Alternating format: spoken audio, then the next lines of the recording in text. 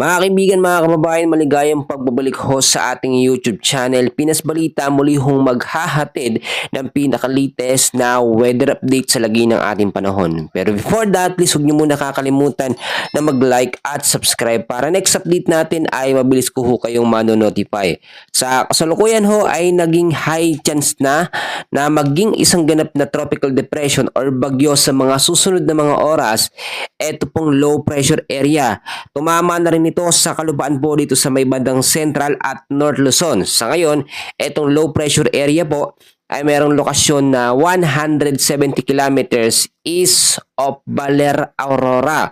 Mga kaibigan, kung makikita nyo, no, halos talagang nakadikit na siya. Tatawirin niya po etong area po ng Central at Northern Luzon, at kapag ka nakalabas na ng Philippine landmass, possible doon pa siya maging isang ganap na bagyo. So alamin natin yung mga ibang mga detalye patungkol sa mga lugar na apektado.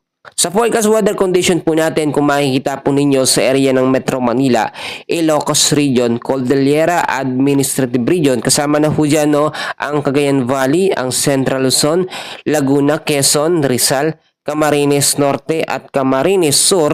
Ang lagay ho ng panahon dyan ay maulap na kalangitan na may mga kalat-kalat na pag-ulan, pagkulog at pagkidlat dahil pa rin po dito sa low pressure area na may high chance na maging ganap na bagyo sa mga susunod na mga oras. Possible na impact nito pagbabaha po sa mababang lugar at landslide po sa mga landslide prone area. Samantalang sa ilang bahagi naman po ng Luzon, Western Visayas, Negros Island Region, Zamboanga Peninsula, BARM or BARMM, Soxargen, Lanao del Norte at Misamis Occidental, yang mga lugar ho na yan ay patuloy din makakaranas ng cloudy skies with a scattered rains and thunderstorm dahil naman po sa habagat or southwest monsoon. So kabilaan ho ang senaryo natin dito, LPA sa may bandang silangan at North at Central Luzon, meron naman sa kalurang bahagi ng ating bansa na habagat or southwest monsoon. Ang ilang bahagi naman po ng Visayas at Mindanao ay patuloy din makakaranas ng cloudy skies with isolated rain showers or thunderstorm dahil pa rin sa southwest monsoon or hanging habagat. So ngayong araw din mga kaibigan ay meron din tayong nakataas po na heavy rainfall o warning area, heavy rainfall outlook dahil po sa low pressure area at dahil po dito sa southwest monsoon.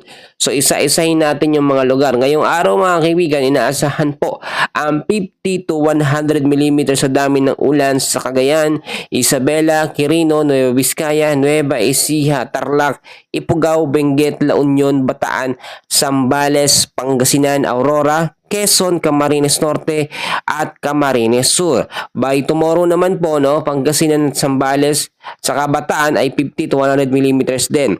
Dahil naman po sa banda ng habagat or southwest monsoon ngayong araw, 50 to 100 mm sa dami ng ulan sa Palawan, Occidental Mindoro, Oriental Mindoro, Cavite, Batangas, Marinduque, Romblon, Aklan, Antique, Albay, Sorsogon at Masbate. By tomorrow, dahil po sa habagat ay patuloy din makakaranas ng 50 to 100 mm sa dami ng ulan sa Palawan, Occidental Mindoro at Antique. So balikan natin mga kaibigan, ito nga pong low pressure area na ating minomonitor.